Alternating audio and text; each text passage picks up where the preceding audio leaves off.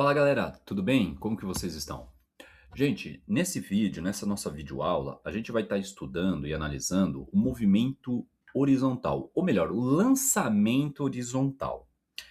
E antes da gente ir para esse tipo de lançamento propriamente dito, eu gostaria de discutir e mostrar para vocês aqui um princípio que é muito interessante que a gente vai utilizar, tanto para o lançamento horizontal quanto também para o lançamento oblíquo, que vai ser o nosso próximo vídeo, que é o princípio da independência dos movimentos de Galileu.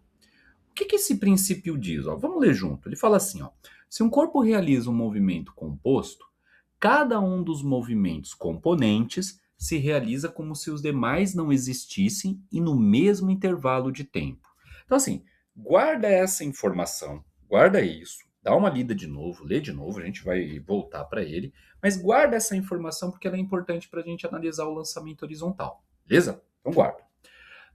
Vamos lá. O que é o lançamento horizontal? Um exemplo que eu trago aqui para vocês é o caso de um canhão disparando uma bala de canhão do alto de uma montanha, do alto de uma colina, né?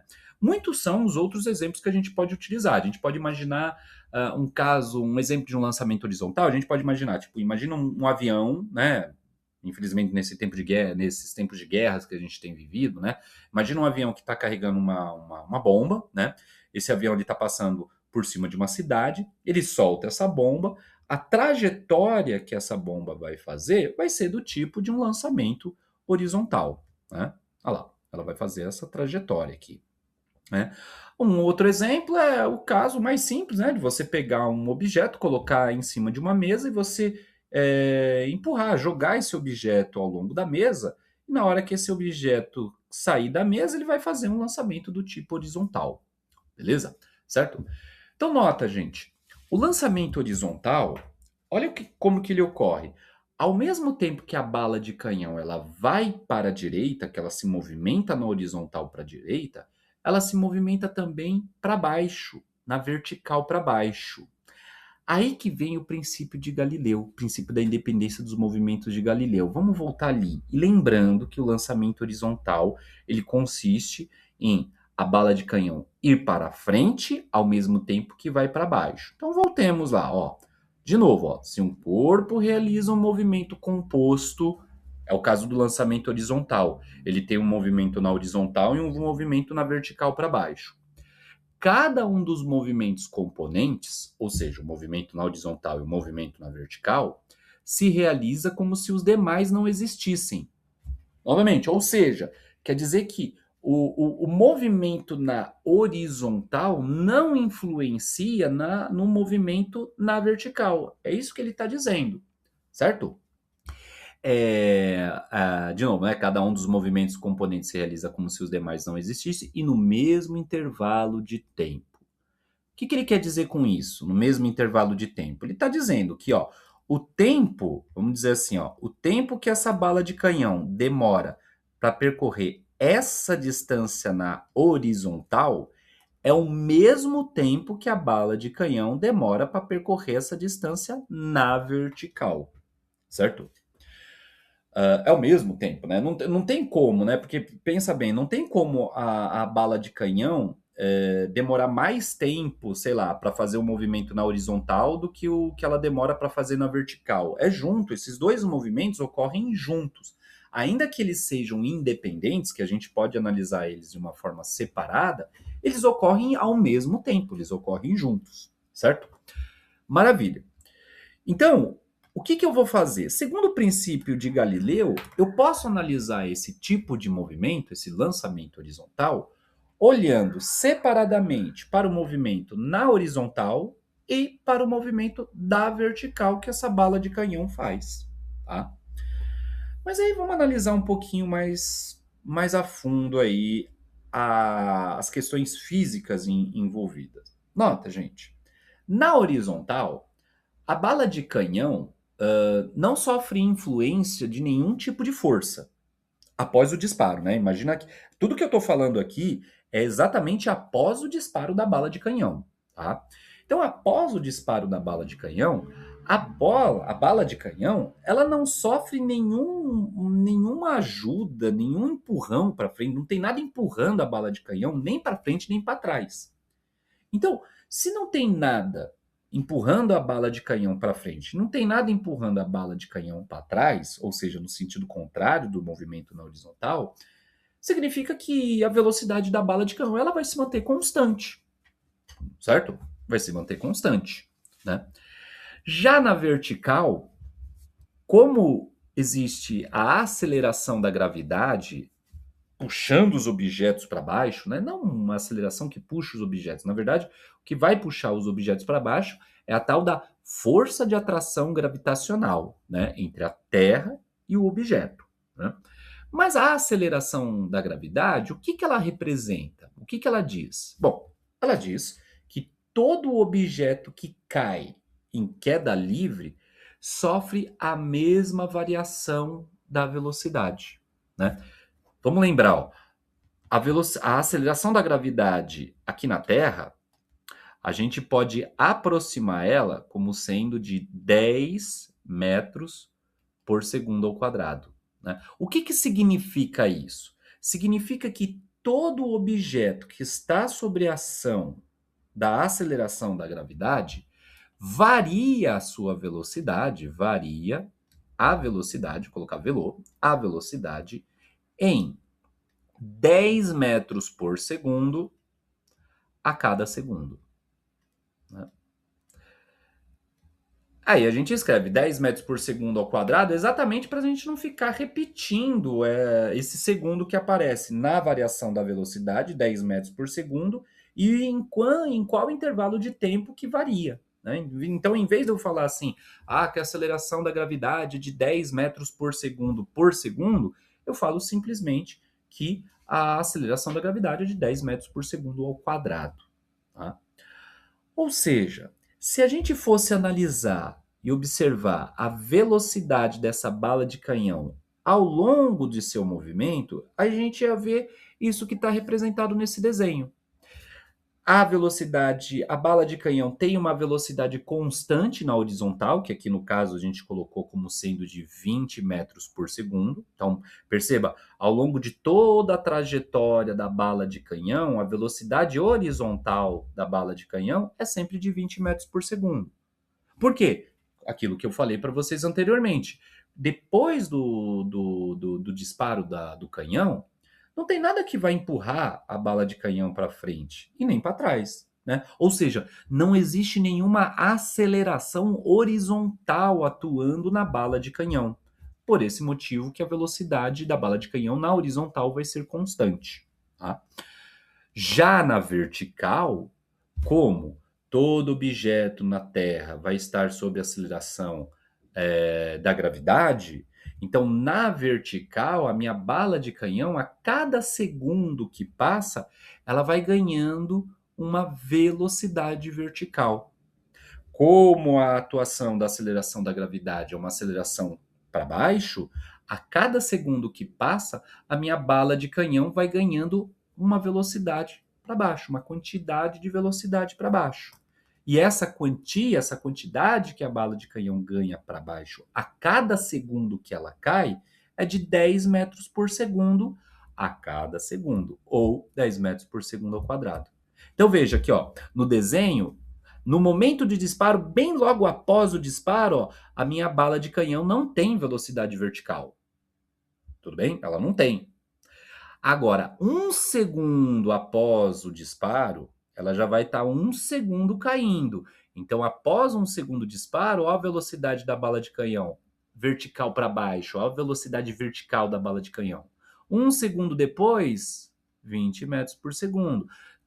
3 segundos depois, 30 metros. Veja, a velocidade vertical dessa bala de canhão vai aumentando à medida que vai caindo, né? À medida que ela vai descendo numa queda livre, certo? Mas espera lá, de novo, pelo princípio da independência dos movimentos de Galileu, vamos separar esses dois movimentos? Olha o que eu trouxe aqui para a gente, ó.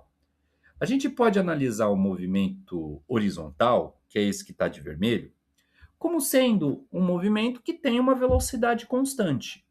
Mas veja, se a velocidade é constante, o movimento ele tem um nome especial.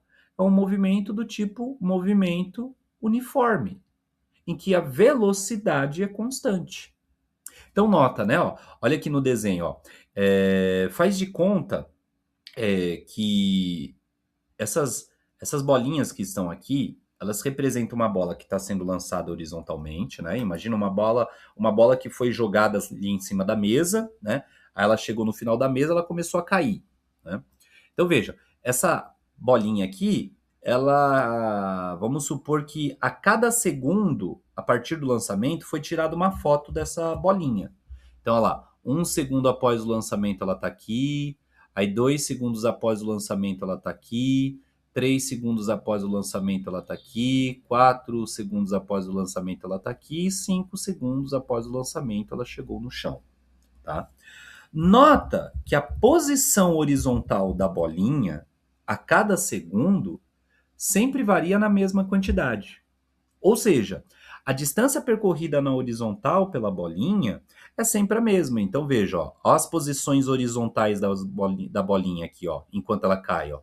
As posições horizontais têm a mesma, a mesma distância que separa de um instante para o próximo.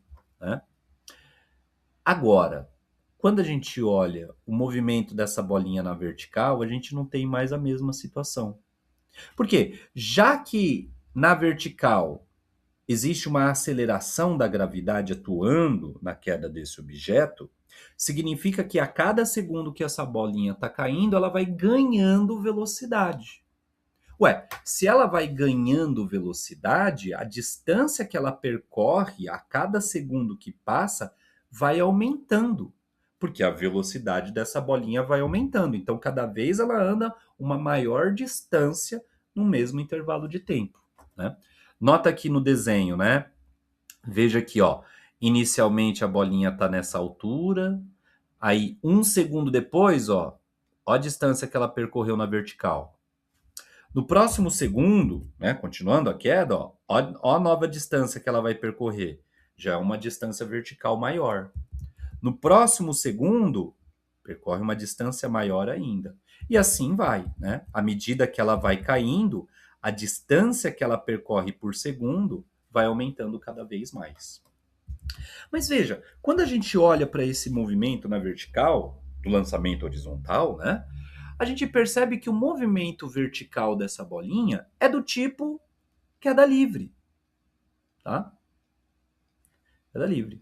Ou seja, eu posso pensar o lançamento horizontal, vou colocar aqui, ó, como sendo a composição de um movimento de queda livre na horizontal, ou na horizontal não, na vertical, né? Vertical. Mais um movimento uniforme na horizontal, um MU na horizontal. Então é dessa forma que eu vou analisar esse lançamento horizontal, né? O que eu vou analisar o lançamento horizontal. Então vamos lá. Vamos para a primeira situação. Movimento na horizontal. É o mais tranquilo. Veja, como o movimento na horizontal é um movimento uniforme, significa que a velocidade horizontal ela é constante, tá? Ela não muda, ela sempre vai ser a mesma.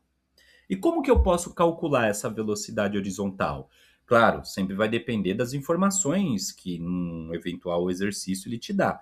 Mas assim, de uma forma geral, a velocidade horizontal de lançamento da bolinha vai ser a distância percorrida na horizontal dividido pelo tempo que essa bolinha demorou para percorrer essa distância na horizontal. Notem que aqui eu coloquei um delta SX. Por que eu coloquei esse X? Para dizer que a velocidade horizontal da bolinha é igual à distância horizontal percorrida pela bolinha, tá? Não é qualquer distância. Porque lembra, o movimento da bolinha consiste num movimento horizontal e num movimento vertical. Como eu quero analisar a velocidade da bolinha na horizontal, nada mais justo que eu analise a distância que ela percorreu na horizontal. Tudo bem? Certo? Agora, uma outra coisinha que eu gostaria de mencionar é o nome que a gente dá para a distância horizontal total percorrida pela bolinha, né? Veja que a bolinha ela estava no alto dessa montanha aqui, né? No alto dessa plataforma, mas ela percorre essa distância horizontal, tá? Ela estava aqui, ó, nessa posição horizontal e termina o seu movimento quando ela chega no chão nessa posição horizontal. Essa distância aqui é o que a gente chama de alcance, né? É a distância, né? Aí vamos supor, eu pego uma pedra, jogo do alto de uma montanha, aí eu meço lá a distância horizontal, foi de 20 metros. Esse foi o alcance que essa minha bolinha conseguiu chegar. Tudo bem? Então, maravilha. O movimento na horizontal ele é o mais simples. As equações envolvidas nessa componente de movimento serão essas duas, que a velocidade horizontal de lançamento da bolinha é a distância horizontal percorrida pelo tempo, ou que o alcance chegado pelo objeto é a velocidade que ele anda na horizontal vezes o que a gente chama de tempo de queda. O que é o tempo de queda? Ué, dado que eu joguei a bolinha do alto de uma montanha, quanto tempo ela demorou para chegar no chão? Esse é o tempo de queda, é o tempo que a bolinha demora para chegar no chão após ser lançado do alto de uma plataforma, do alto de uma mesa, do alto de uma montanha, do alto de um avião, certo? Então, porque é isso, né? Porque vamos pensar, ó, se um objeto tem uma velocidade de 20 metros por segundo, ele anda 20 metros a cada segundo. Então, num tempo de 2 segundos, quanto que ele vai andar? Ué, ele vai andar 40 metros. Beleza, que é exatamente 20 vezes 2. Quer dizer, a velocidade vezes o tempo. Então, nada mais justo que definir o alcance dessa bolinha como sendo a velocidade dessa bolinha vezes o tempo que ela demora para chegar até o chão. Tudo bem? São essas duas equações que a gente vai utilizar para estar analisando o movimento horizontal de um objeto que está no lançamento horizontal. Já no movimento vertical, a gente tem um movimento que está sob a ação da aceleração da gravidade. Se esse movimento está sob a ação da aceleração da gravidade, quer dizer que ele está sob a ação de uma aceleração. E uma aceleração constante a gente vai considerar assim aqui. Então, portanto, a gente está falando de um move. E aqui estão as equações do movimento uniforme que nós já conhecemos, certo? Mas vamos adaptar. Vamos adaptar essas equações aí para o caso especial do lançamento horizontal. Antes, eu quero mostrar uma coisinha para vocês, que é o seguinte. Quando a gente está analisando o movimento na vertical, é interessante a gente definir um ponto de partida, ou um ponto em que a posição do objeto vai ser zero, né? Ponto de partida não, mas vamos dizer assim, um referencial zero, né? Para a gente poder fazer as nossas contas. Eu vou dizer que nessa posição aqui, a posição inicial vertical da bolinha vai ser zero, tá? E eu vou definir também, e aí é uma escolha minha, não precisa ser necessariamente para baixo positivo, né? Eu vou escolher para baixo positivo, mas não precisa ser sempre para baixo positivo, tá? Por que eu estou escolhendo esse para baixo positivo? Porque, veja, se aqui é a minha posição zero e para baixo é positivo, qualquer posição que eu pegar abaixo do zero vai ser uma posição positiva, né? Inclusive a posição final que a minha posição vertical final que a bolinha vai chegar, a posição final Y, que nesse caso aqui vai ser exatamente a altura da qual essa bolinha foi lançada horizontalmente, tá? Veja, por esse motivo que eu pego o zero, a posição zero na parte de cima, escolho para baixo como positivo, para que a minha posição final, que será a altura que foi lançado o objeto, saia com um valor positivo, tá? Então, maravilha, olha lá. Então, eu vou definir como uma posição zero vertical igual a zero. Então, vamos voltar lá para análise do movimento na vertical. Nota, gente, como que vai ficar as equações para o lançamento horizontal? Vai ficar assim, ó. Perceba, posição inicial, 0. Velocidade inicial, lembra que a velocidade vertical inicial da bolinha num lançamento horizontal é 0. Lembra desse desenho aqui, ó. Lembra desse desenho, ó lá. Inicialmente, a bolinha ainda não começou o seu movimento de queda, né? Vamos dizer assim, que não começou entre aspas, né? Mas vamos supor assim, que naquele instante ali a velocidade vertical dela é 0, tá? Ela vai começar a cair a partir daquele instante, certo? Então, lembre-se sempre, a velocidade inicial y é 0, né? E a aceleração da gravidade é 0. Desculpa, a aceleração aqui nesse caso vai ser a aceleração da gravidade. Então, portanto, gente, perceba que a posição final da minha bolinha em um lançamento horizontal será simplesmente igual a gravidade vezes o tempo ao quadrado sobre 2. Tá? Essa é a primeira equação que a gente vai ter para analisar o movimento na vertical. A segunda equação, que é a equação da velocidade, novamente, ó, a velocidade inicial vertical é 0 e a aceleração da gravidade é g. Então, aqui vai ficar que a velocidade final vertical da bolinha vai ser igual a simplesmente g vezes o tempo que essa bolinha está caindo. Tá? E, finalmente, a equação de Torricelli, que é aquela equação que é muito útil para a gente nos exercícios em que não se dá a informação do tempo do movimento. Né? Como que vai ficar a nossa equação? De novo, né? O V0 é 0 e a aceleração da gravidade é g. Ou, quer dizer, a aceleração vai ser a aceleração da gravidade. Então, vai ficar desse jeito. Ó. Velocidade vertical final ao quadrado é igual a simplesmente 2 vezes a gravidade vezes a distância percorrida na vertical, gente. Pessoal, são essas as 3 equações que nós utilizaremos. E para fazer os exercícios, é simplesmente a gente fazer uma boa interpretação do exercício e ver o que se pede, o que se dá no exercício também, e a partir das informações dadas no exercício, eu vejo quais equações é mais interessante de eu utilizar. Quais equações que são mais convenientes para mim. Mas vamos lá, vamos pegar um exercício para a gente aplicar. Vamos pegar, eu peguei aqui um exercício que ele fala o seguinte, olha só. Ele fala assim, um motociclista deseja saltar um fosso de largura igual a 4 metros que separa 2 plataformas horizontais. As plataformas estão em níveis diferentes, sendo que a primeira encontra-se a uma altura h igual a 1,25 metros acima do nível da segunda, como mostra a figura. Então ali, ó, o que ele deu ali, o que ele escreveu, ele resumiu nesse desenho. Então tem um motoqueiro, ó, é importante notar que a moto do cara, né, a distância entre o pneu da frente e o pneu de trás é de 1 metro. Ele deu o desnível ali entre a parte em que o motoqueiro está e a parte que o motoqueiro vai chegar e a largura desse fosso, certo? Tá ali, resumido.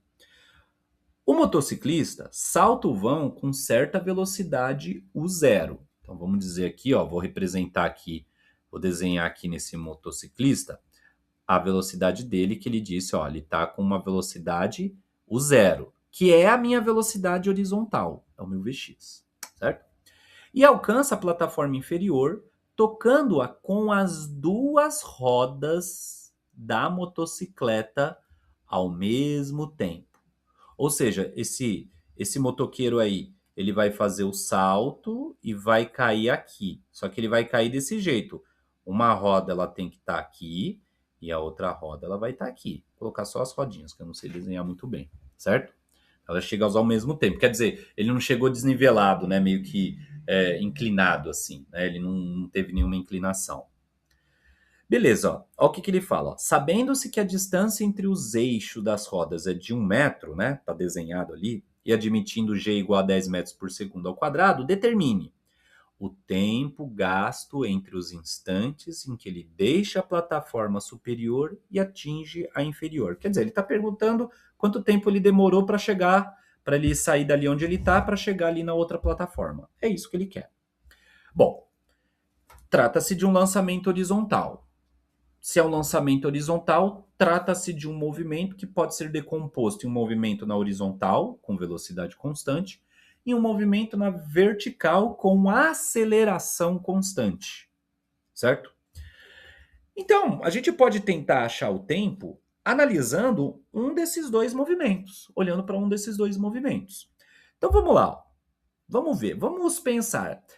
Será que eu consigo encontrar o tempo que o motociclista demora para atingir a plataforma inferior, analisando o movimento na horizontal? Vamos ver. Ó, na horizontal, quais são as equações que a gente tem para utilizar na horizontal? Aquelas duas que a gente viu, que é a velocidade horizontal é igual à distância horizontal percorrida dividido pelo tempo. Ou que o alcance é igual à velocidade horizontal vezes o tempo de queda. Opa, maravilha, é esse tempo de queda que eu quero. Mas veja, analisando o movimento na horizontal, eu não consigo achar o tempo de queda. Por quê? Eu quero o tempo de queda. Eu precisaria da velocidade a velocidade horizontal. Ele não me informou, ele não me deu essa velocidade. Ele só falou simplesmente que a velocidade com que ele sai é u0. Ele não me deu essa velocidade, tá? E ele também não me deu o alcance, né? Então não tem como eu utilizar essa equação, porque eu não tenho nada dessa equação, não tenho nenhuma informação, né? Eu não tenho o alcance, não tenho o valor da velocidade x, né? Velocidade horizontal, e ele quer achar o tempo de queda. Bom, então se eu não consigo tirar nada analisando o movimento na horizontal, eu vou para o movimento na vertical. E aí na vertical a gente tem algumas coisinhas, né? Veja, a gente tem que a altura que ele vai percorrer vai ser de 1,25 metros. Então já vou anotar. Já vou anotar ali, ó. H é igual a 1,25 metros. Beleza. Ele me deu também qual que é a aceleração, que é a própria aceleração da gravidade, que vale 10 metros por segundo ao quadrado. Tudo bem? O que ele quer? Ele quer o tempo de queda. Ele quer o tempo de queda. Ou o tempo de voo, né? Tanto faz. Ele quer isso. Mas veja, como trata-se de um lançamento horizontal, lembra, a velocidade inicial é zero. A velocidade inicial vertical é zero, né? Bom, vamos lá. Vamos pegar aqui as equações. Eu vou pegar aqui as equações do movimento na vertical. Veja, eu quero calcular um tempo. Eu vou olhar as equações que eu tenho. Veja só, a primeira equação. Eu tenho a posição final que a moto vai percorrer na vertical? Tenho, né? Eu sei que essa moto na vertical, ela vai percorrer uma distância de 1,5 metros, né? Ou seja, essa altura aqui nada mais é do que a posição final na vertical. Maravilha. Então eu tenho esse cara aqui. Eu tenho a aceleração da gravidade. Olha que interessante. Essa primeira equação do move já me é suficiente para eu determinar o tempo que ele demora para chegar na outra plataforma. É só substituir. Veja, a posição final que ele vai chegar vai ser de 1,25 metros. Isso vai ser igual à aceleração da gravidade, que é 10, vezes o tempo ao quadrado, dividido por 2. Agora, a gente gira a manivela, né? Manda esse 2 para lá, a gente vai ter, ó, 2,50 igual a 10t, 10t quadrado. Portanto, o meu t quadrado vai ser igual a 0,25. Então, o tempo aqui vai ser igual a 0,25. Meu tempo ao quadrado, né? Ó, passei o 2,50 dividido por 10, né? Vai dar 0,25. Portanto, o tempo de queda vai ser a raiz quadrada de 0,25, que é exatamente 0,5 segundos. Esse que vai ser o tempo que a moto vai demorar para saltar da plataforma mais acima para a plataforma mais abaixo, certo? Maravilha, então achamos o tempo. O tempo, então, resposta, vou colocar aqui, resposta, 2 pontos, T, o tempo vai ser de meio segundo. Perfeito. Vamos para B. A B ele fala: qual é a menor velocidade que o motociclista deve deixar a plataforma superior para que não caia no fosso? Veja, ele quer saber qual é a velocidade com que esse motoqueiro ele vai ter que sair, vai ter que pular desse fosso. Ou seja, ele está querendo saber qual que é a velocidade horizontal. Bom, se ele quer saber a velocidade horizontal, nada mais justo do que a gente utilizar as equações do movimento na horizontal. Só que eu já tenho o tempo de queda. Então eu já vou registrar aqui pra gente. Vamos colocar aqui, ó, tempo de queda igual a meio segundo, igual a 0,5 segundo. Tá, mas eu não tenho a velocidade de horizontal e também não tenho o alcance. Bom, vamos dar uma olhadinha ali com calma do desenho. A velocidade horizontal é aquilo que eu quero achar. É o meu Vx. Beleza. E o alcance? Será que a gente tem? Eu havia dito que a gente não tem, mas vamos pensar direitinho, ó.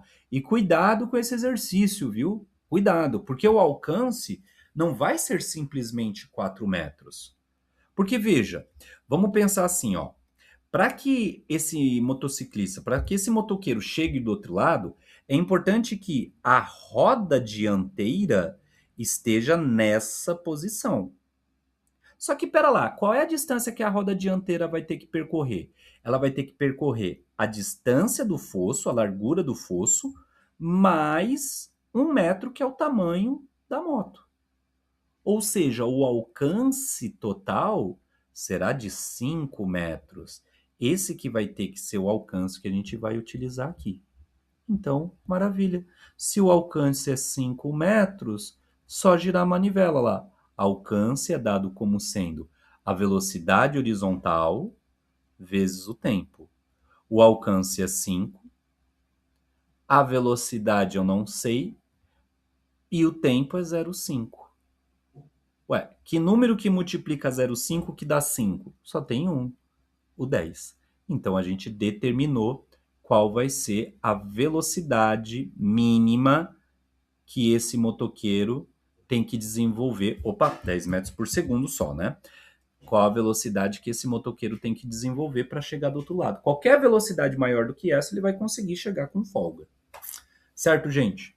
Pessoal, dá uma olhada, pausa o vídeo, volta o vídeo, vê a explicação de novo, tenta fazer o exercício sozinho. Travou em alguma parte do exercício? Volta para cá e vê a resolução. Beleza, gente? Espero que tenham gostado. Até a nossa próxima aula.